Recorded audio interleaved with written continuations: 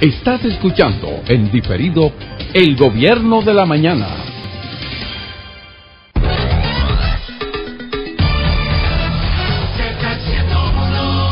Muy buenos días, este es El Gobierno de la Mañana, donde todo comienza, prosigue y termina la Z101 en este miércoles 25 de junio, año 2014.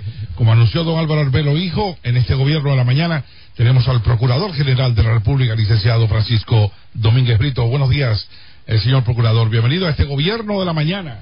Muy buenos días a todos ustedes, a los amigos oyentes, y bueno, muy contento nuevamente de estar aquí. Acompañado del señor Bienvenido Rodríguez, que también es una de esas sorpresas para este programa El Gobierno de la Mañana. Y yo soy parte de esta familia, no solo del Gobierno de la Mañana, sino sobre todo de la Z. Bueno, Fran, buenos días, un honor siempre tenerte por acá. El fin de semana, Fran, pasado, se escogieron los nuevos miembros del Consejo Superior del Ministerio Público. ¿Cuáles son las expectativas con esta nueva conformación de este Consejo Superior? Mira, de acuerdo con la nueva Constitución, el Consejo Nacional del Ministerio Público es el que rige la parte administrativa, financiera, la dirección de las políticas, determina la organización a lo interno del Ministerio Público. Realmente es el gobierno del Ministerio Público. Vivimos una experiencia muy interesante, muy positiva. Fue el primer proceso que votaron todos los integrantes del Ministerio Público. El anterior habían votado solamente los titulares. Y en un proceso muy participativo, porque hubo muy poca abstención, se eligieron los nuevos integrantes. Nos sentimos muy bien porque fue un paso de fortalecimiento. A veces vemos que hay cosas que no caminan, a veces nos desencantamos en el país porque vemos que algunas cosas no funcionan. Sin embargo, también hay muchas cosas que caminan muy bien, que van avanzando y que llenan de satisfacción, y la elección de ese consejo fue una de ellas.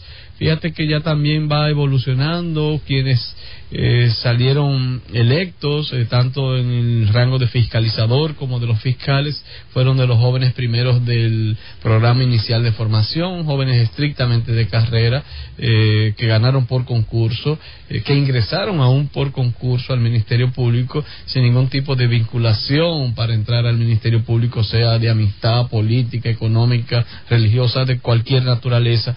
Y eso nos va diciendo que sí, que el proceso de fortalecimiento institucional va creciendo. Así es que ha sido excelente la elección. Los que fueron electos son personas de muchas condiciones morales y profesionales, y me siento muy contento con esa elección. Magistrado, usted está enterado de la evolución del caso de Zobeida después que fue puesta en libertad, ¿verdad? Porque parece que algunos, por hacerle daño, dicen, bueno, ella no fue a la casa que le asignaron con los acuerdos judiciales, sino que vive en la suite presidencial de un hotel de 5 estrellas en Santiago, un carro nuevo de una famosa marca alemana, con chofer y escolta y todas esas cosas, y usted lee la forma como se plantea aquello, y usted dice, oye, pues, si es verdad, no comprendo, pero además aquí hay como maldad. ¿Cómo va eso? Mira, la señora, en este caso que era imputada, en el caso de Figueroa Agosto fue puesta en libertad mediante la condicional. No fue prisión domiciliaria, es decir que ella no tiene ningún tipo de restricción para estar en un sitio, estar en otro, ella puede salir. El motivo que tomó el juez para dar esa libertad fue básicamente el interés superior del niño. Los niños venían para acá y creo que vendrán próximamente. No tiene nada que ver con el acuerdo aquel famoso, no tiene absolutamente nada que ver con eso. Ella les restan creo que 10 meses o 11 meses y algo ya para completar la pena, y el juez entendió. Nosotros habíamos pedido prisión domiciliaria, el juez entendió que por los niños era mejor que ella tuviera mejor condición de salir. El papá de los niños está detenido. Lo que sí creo es que ni de un lado ni del otro debemos exagerar. Tal y como dice don Álvaro, no debemos hacer tampoco con esto un morbo de prejuzgar y de llevarla a ella también al paredón inmediatamente, con informaciones que a veces puede que sí, pero puede también que no lo sean, pero también llegar al otro extremo de que jóvenes puedan ver en ella un paradigma. Creo que fue una mujer que cometió grandes errores en sus vidas, errores que le costaron muy caro a la sociedad dominicana, errores que le ha costado muy caro a ella, a su familia y a sus hijos, a sus padres, y más que ver muchas jóvenes, sobre todo en República Dominicana, en ella un ejemplo en lo que hizo, que vean en ella mejor un ejemplo si ella decide, que es lo que esperamos y es su compromiso, tratar de reincorporarse como una mujer de bien, que promueva, digamos, algunos valores que lamentablemente se perdieron en este concurso por el narcotráfico.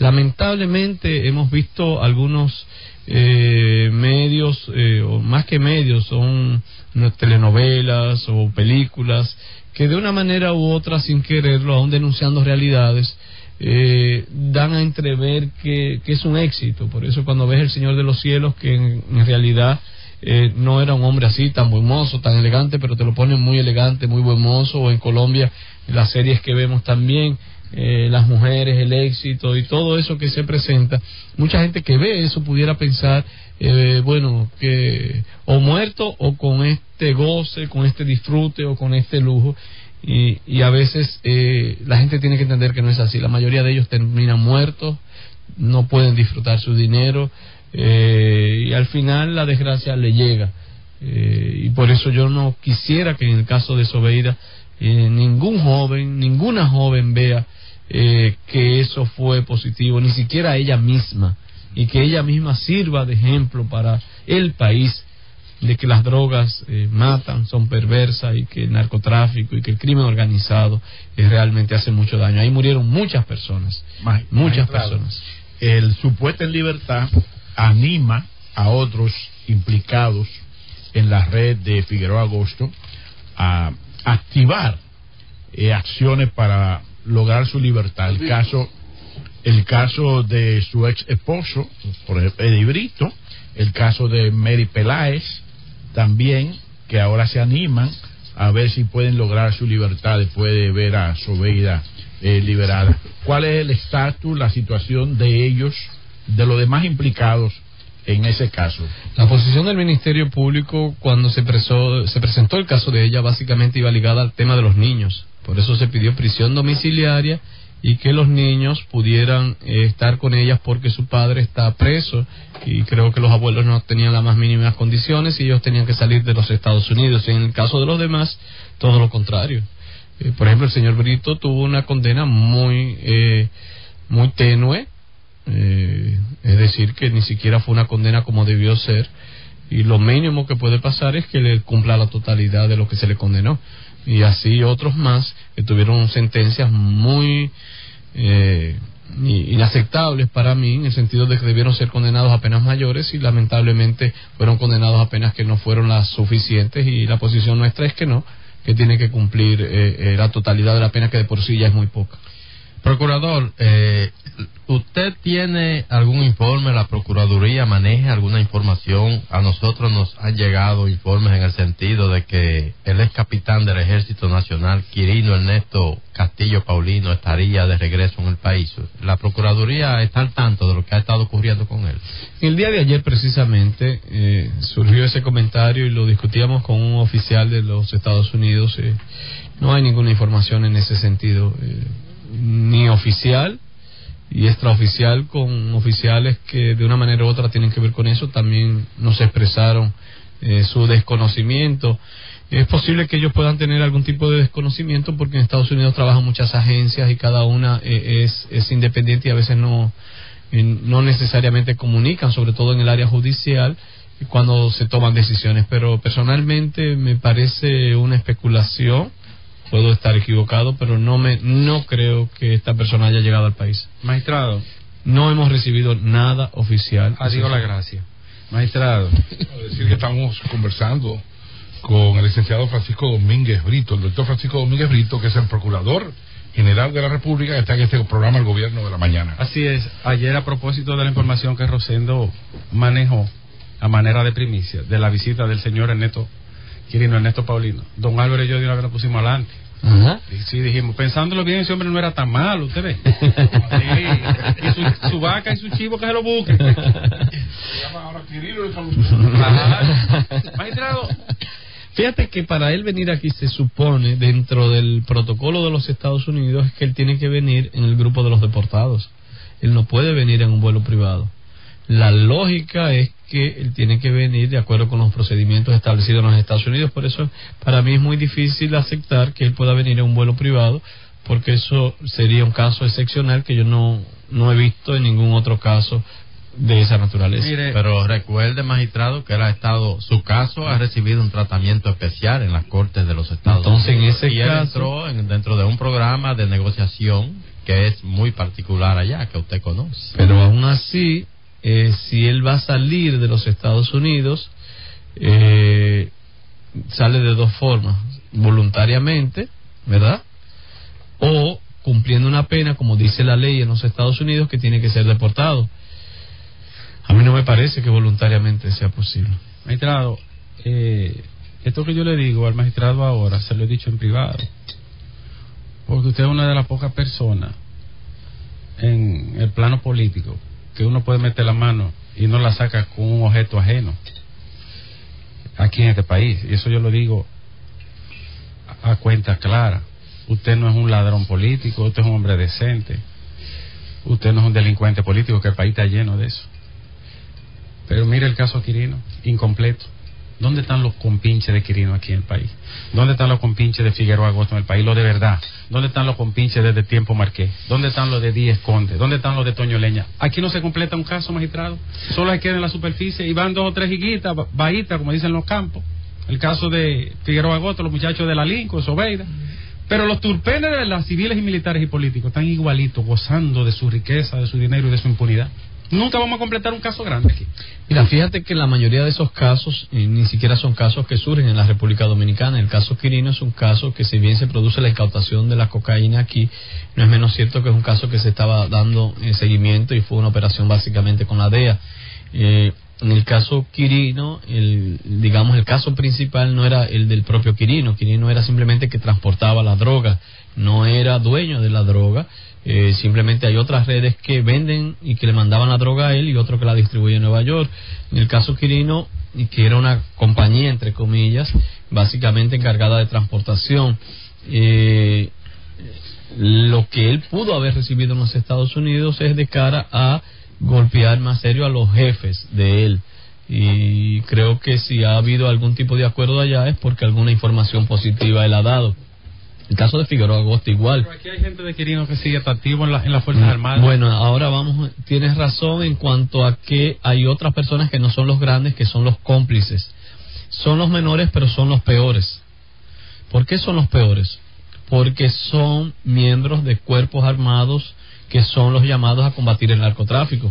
Y cuando tú veías que Quirino era militar y que tenía soporte militar y que son personas que se beneficiaron, digamos, a través del uniforme para procurar que tenga éxito la venta de las drogas, simplemente estás viendo que sí, que es muy grave. Lo mismo sucede con Figueroa Agosto, lo mismo ha sucedido con otros crímenes de narcotráfico aquí en muchos lugares del mundo. México no quiero que sea el ejemplo porque es el peor de los ejemplos, pero lamentablemente el narcotráfico lo permea a todos y realmente la mayoría de los capos de droga, los grandes y los pequeños, los distribuidores de los alcarrizos o de la Ciénaga o de la Sursa, como los distribuidores que participan de una manera u otra en cualquiera de los puertos o de los aeropuertos, muchos de ellos, por no decir casi la totalidad, disponen de algún tipo de complicidad de autoridades o de algo por el estilo. Magistrado Francisco Domínguez Brito, recientemente estuvieron aquí en el programa 2 jóvenes representantes del Ministerio Público quejándose de las condiciones de vida, de las condiciones de trabajo que tienen los fiscales en la República Dominicana. Los bajos sueldos, no tienen protección, una serie de problemas que están enfrentando. ¿Qué planes tiene el Ministerio Público para mejorar las condiciones de vida de estos fiscales? Mira, es indudable que en este momento el presupuesto del Ministerio Público es muy bajo y los salarios y la seguridad social del Ministerio Público también es muy bajo, sobre todo comparando con los otros actores del sistema judicial. La Constitución de la República establece claramente una igualdad entre jueces y fiscales. Lamentablemente, cuando vas desde el nivel más alto al más bajo, por ejemplo, si comparas el salario del Procurador General es 3 veces menos que el salario de un juez del Tribunal Constitucional. Lo que yo te quiero decir es el Procurador General gana 3 veces menos que lo que gana el Tribunal Constitucional, y lo mismo sucede con el Tribunal Superior Electoral. Y si vamos a la Suprema Corte de Justicia es probablemente el doble. Si vamos con los fiscales, igual, hay jueces que ganan casi 2 veces lo que gana un procurador de corte, casi 2 veces lo que gana un fiscal que está en las calles el día entero. El seguro médico, por ejemplo, ahora que estamos tratando de mejorar, buscando algunos ahorros, bueno, no hay seguro complementario. Y estamos trabajando para que podamos tener un seguro complementario, porque un fiscal con pocos ingresos se le enferma a un hijo, cualquier situación, y vive una situación extremadamente difícil. Por suerte yo creo que hay la sensibilidad necesaria. Lamentablemente en el presupuesto pasado todo el dinero se fue a otras instancias como el Tribunal Constitucional y la Suprema Corte de Justicia. Eso generó también que en el Ministerio Público no hubo ningún tipo de aumento, más que nada tal vez una disminución, porque aumentó una serie de gastos, sobre todo en el sistema penitenciario. Pero nos reunimos con el ministro de Hacienda, Simón Lizardo. El presidente Medina constantemente nos ha dicho, no, el próximo año tiene que haber una mejoría sustancial, no es posible que el Ministerio Público siga en esas condiciones, y hoy ya precisamente estamos trabajando en esta semana recién pasada y en la elaboración del presupuesto del año próximo. Fíjate que hay médicos legistas que ganan 11,000 pesos.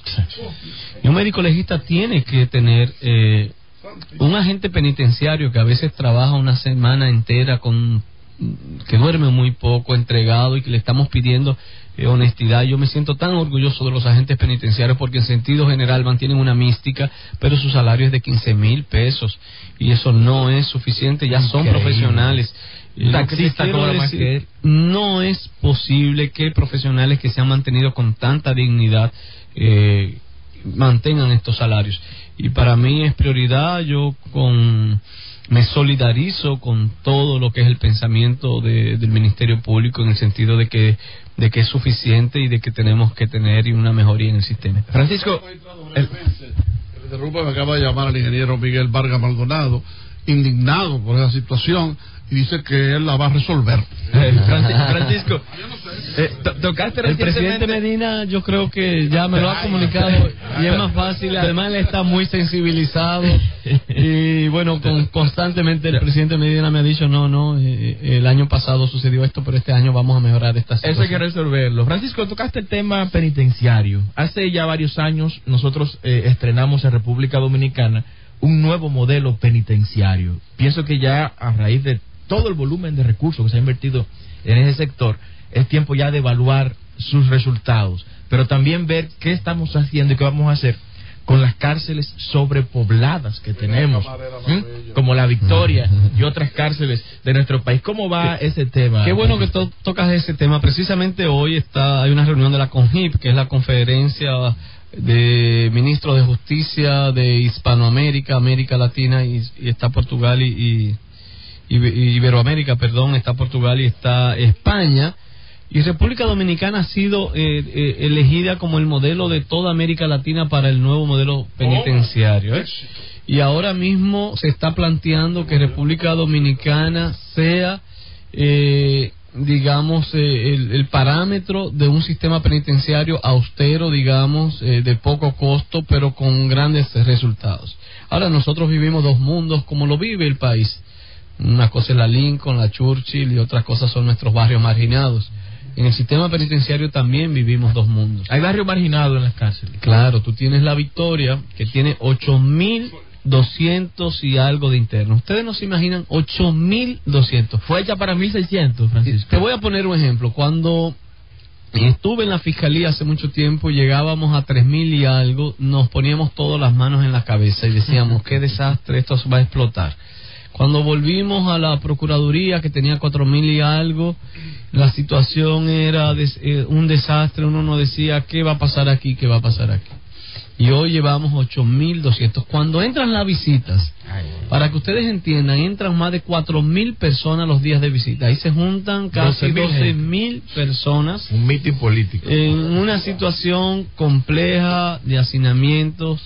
Realmente La Victoria, bueno, y anuncio aquí que el día 1 vamos a tener un gran operativo en La Victoria, porque de higiene y de orden, y aún con todo el pueblo. Varios internos detenidos van a salir incluso al mismo pueblo de La Victoria a ayudar a limpiar, sobre todo ahora con la chikungunya y con toda esta enfermedad que tenemos. Vamos a hacer una jornada grande de higiene dentro de La Victoria. La Victoria está llena de basura dentro, de ropa vieja, de internos que dejan lo mismo que sucede en cualquiera de las casas, porque y financieras tiene también. No, La Victoria es un pueblo. La Victoria es un pueblo que tiene colmados, que tiene absolutamente de todo: barberías, salones de belleza, compraventas, drogas, entran drogas. Realmente la situación es bastante crítica, porque es 8,000 y pico de personas. No es verdad. No hay ni un solo rico delincuente. Toditos son pobres. No, en el lado de Alaska y en el lado de, sobre todo de Alaska, hay personas pudientes. Sí. La Victoria tiene que ser cerrada. Lamentablemente, para cerrar La Victoria se necesitan 2.500 millones de pesos. Magistrado, 2.500 millones de pesos. Para ponernos al día en el sistema penitenciario se necesitan aproximadamente 3.500 millones de pesos. Para seguir al día se necesitan 500 millones de pesos adicionales dentro del presupuesto. El aumento de la población penitenciaria es de 1.000 personas cada año.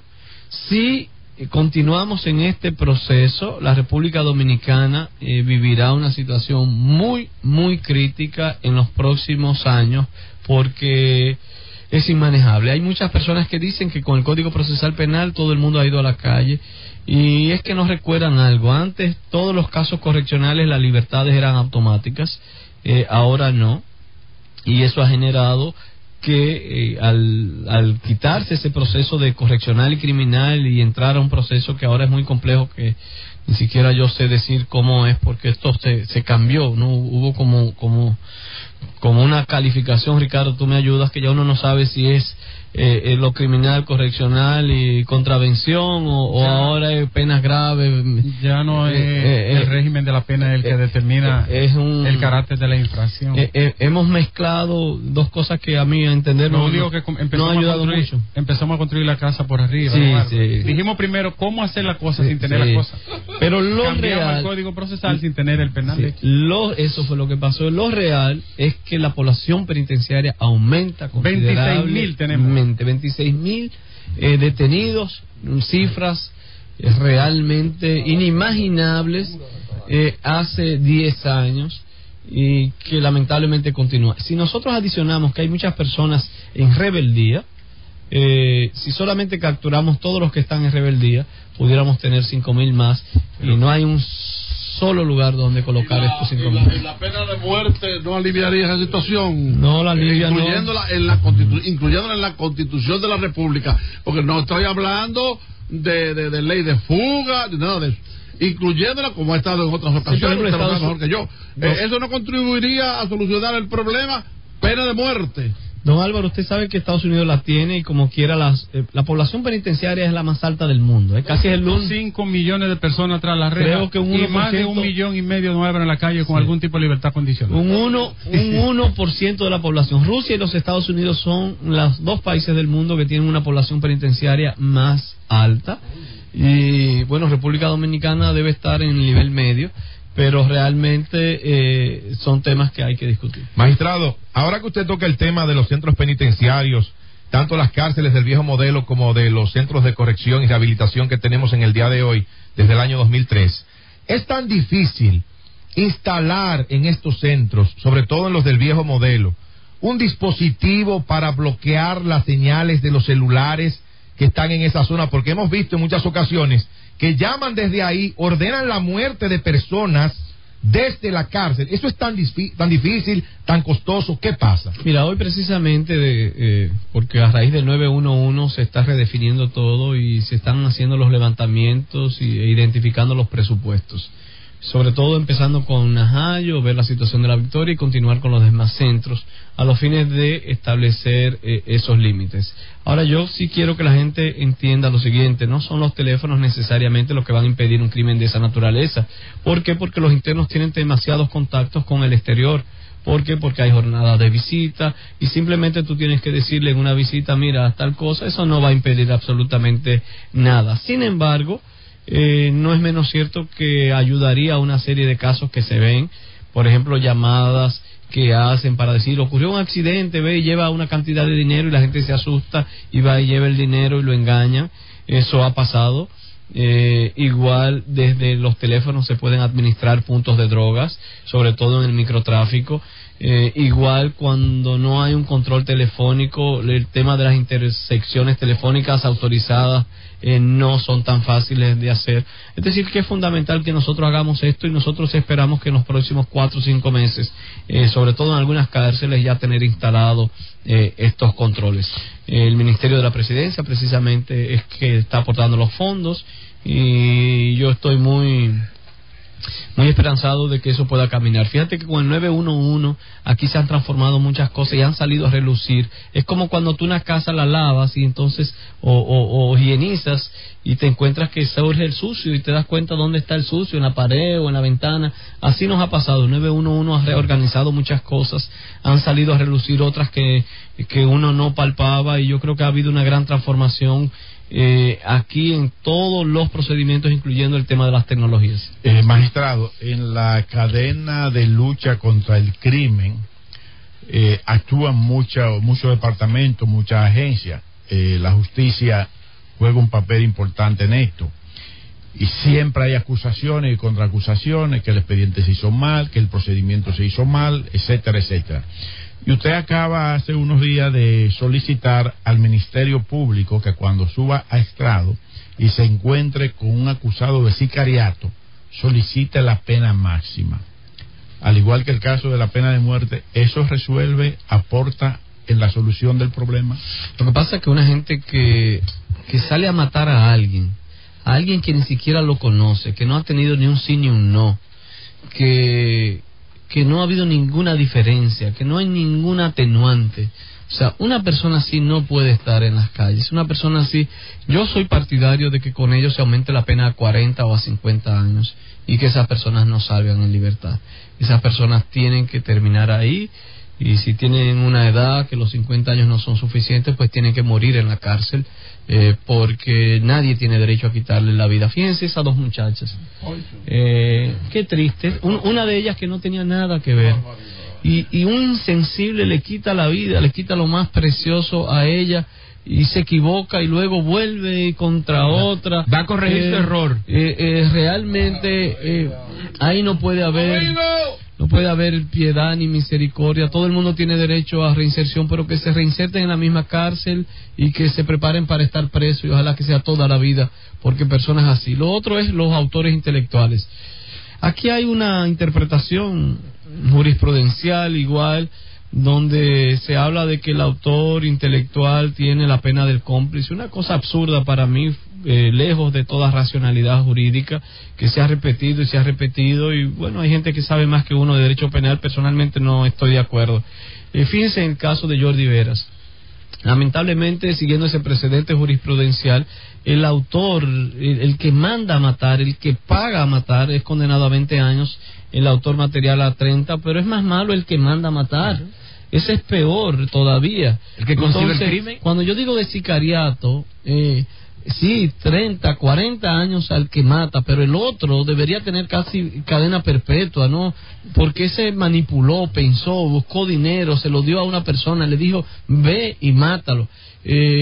Son personas que lamentablemente tenemos que ser muy duros con ellos porque eso no es posible. La mayoría de los casos de sicariato, para que nos entiendan, está muy ligado también al narcotráfico, al microtráfico, pero hay casos muy serios como el de Jordi Veras, como el del abogado Turbí de Santiago, como la jovencita Sin en el caso, son casos que no tienen nada que ver con narcotráfico y la mayoría ligados a problemas de otra naturaleza, uno de ellos ligado a problemas de pareja. O sea, llegar a ese extremo en problemas de pareja realmente es muy preocupante, y otros ligados a asuntos económicos. Magistrado, dos decisiones. Un segundo. Esa parte que usted señala, que muy bien apunta, es que nuestra legislación tiene una debilidad tremenda con respecto a la autoría y la participación. Por suerte, en el anteproyecto de Código Penal que está en camino a ser aprobado, se ha corregido esa parte. Y es que nosotros, como tenemos una legislación tan vieja, 1880 y pico, don Álvaro, el gobierno de Lili, entonces nosotros... Pero mira, el 1382 del Código Civil, cuando se hizo decía una cosa, y el 1383 y el 1384. Y hoy dice otra cosa diciendo lo mismo. Sí. ¿Qué quiere decir con esto? Es que la jurisprudencia tiene que evolucionar a la racionalidad. Es cierto. Yo creo que... El Código Civil es casi una obra perfecta. Bueno, pero fíjate, el Código Penal no. No, lo que pasa es que la jurisprudencia y los jueces van interpretando en función de los momentos, y no es posible que nosotros interpretemos cosas en función... Yo creo que hay cierta libertad, es mi opinión jurídica, sí. de que esa interpretación a mí no me convence ni remotamente. Pero ha sido bien corregido. Ahora sí vamos a tener el autor intelectual, el autor de detrás, como le llaman en otras legislaciones, que es el tipo que manda, y como usted dice, el cerebro que... El dueño del proyecto. Es el dueño de la obra criminal. Sí. Y correctamente se ha arreglado y se ha corregido esa debilidad en la autoría y la participación que tenemos. Yo quiero que en el tema del sicariato, porque hace poco lo conversaba también con el jefe de la policía a raíz de algunas declaraciones y comentábamos el tema, y yo le decía, aquí también hay un tema que hay que analizar. Pero de ahí es que salen la mayoría de los Voy. Cuando tomas el caso de Negro Veras y de Jordi, tuvimos a Zavala y tuvimos policías que estuvieron ahí. Un marino y un policía. Cuando vemos a Cabrerita y todo ese equipo que trabajó, fue bastante peligroso. Cuando vemos a Jaivita, que también eran de esos equipos, bueno, es peligroso. Y yo voy... Y la soga. Y voy a hacer una reflexión aquí para que yo creo que es muy importante, y sobre todo a la ciudadanía. Muchos dicen a los delincuentes hay que matarlos. Mucha gente dice, sí, tienen que matarlo, pero nadie va y lo mata. Hay que buscar a 3 gente que sea que lo maten. Hay que buscar, o sea, no, hay que matarlo, pero pues está bien, toma el arma, anda a ver, mátalo. No. Hay que construir esa mente que mata. Voy. Y no, hay 5 o 6 generales, o 5 o 6 políticos, o 5 o 6 congresistas, sí, hay que matarlo. Pero ve y mátalo, no. Entonces hay que buscar 4 o 5 personas totalmente alienados mentalmente, o involucrarlo en ese mundo. Ya una gente que ha matado 5, 6, 10, 15 o 20 es una persona que perdió todo el control. ¿Cuál ha sido el destino de esos equipos en los últimos 20 años? Que luego de que entran a ese mundo, comienzan a participar en el mundo del sicariato por encargo. Las experiencias están ahí. Yo mencioné nombres como Jaivita, como son empresas, como todos ellos. ¿Qué sucede?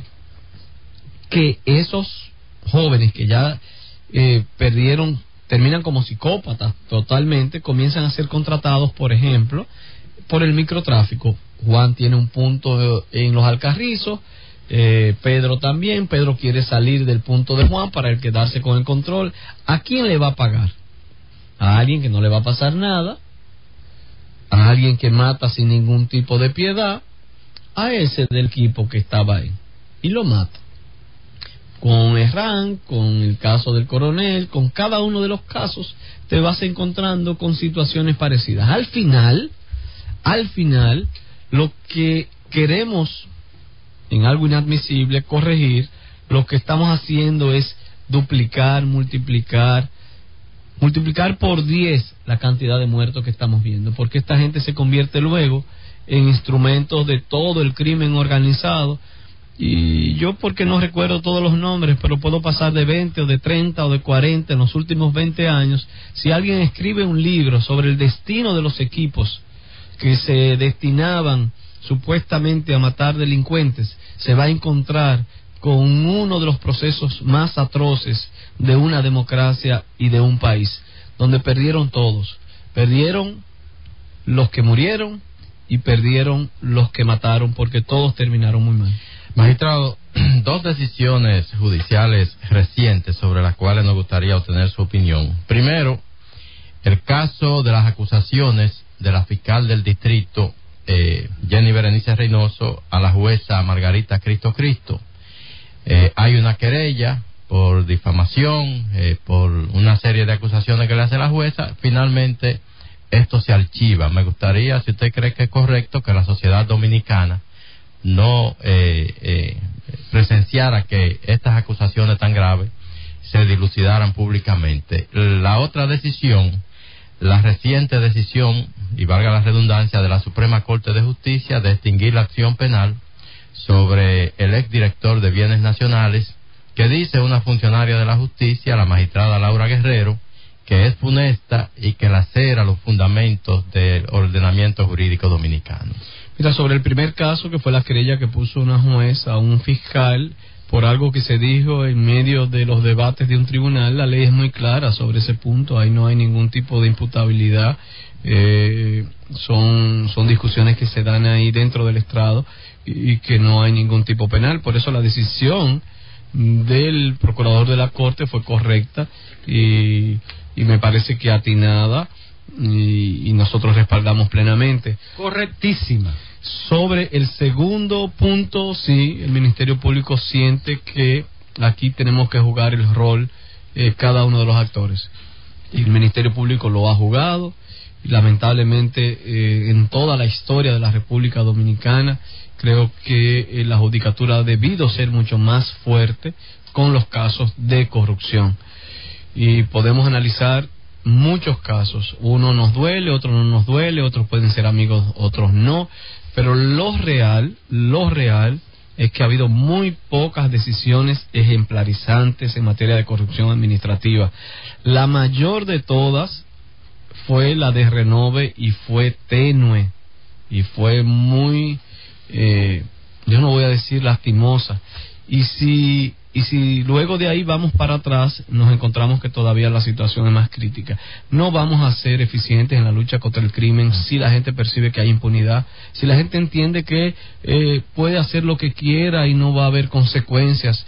No es posible que una democracia, creo que ustedes mismos hablaban del caso de España recientemente, o sea, cómo democracias se van sentando y no importa quién sea, la hija del rey, no importa quién sea, bueno, vamos a sentarnos, vamos a ver. Si usted ha sido hombre para robar, yo lo repito 1000 veces, usted tiene que ser hombre para ir a la cárcel. Si usted ha sido mujer para coger lo ajeno, usted tiene que ser mujer también para irse a Najayo Mujeres y tratar de pagar una pena por los hechos que usted cumplió. No es posible que nosotros tengamos éxito, digamos, en el control de los fondos públicos, si en materia de persecución, por más control que tengamos, no tenemos las sanciones correspondientes.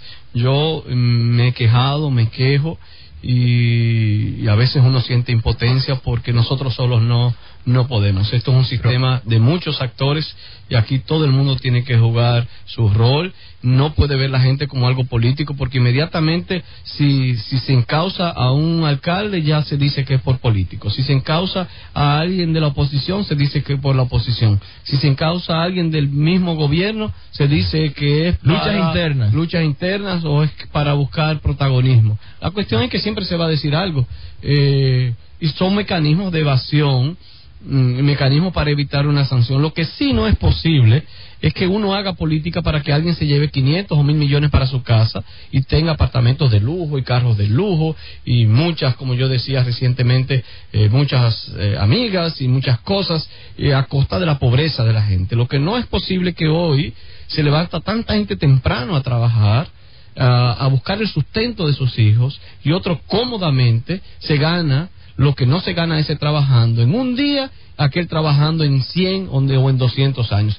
Eso es lo que no es posible. Y eso es lo que nosotros no podemos permitir, que se juegue con el trabajo del otro. Ustedes están desde temprano aquí, amanecen. Don Álvaro, con tantas dificultades que ha vivido,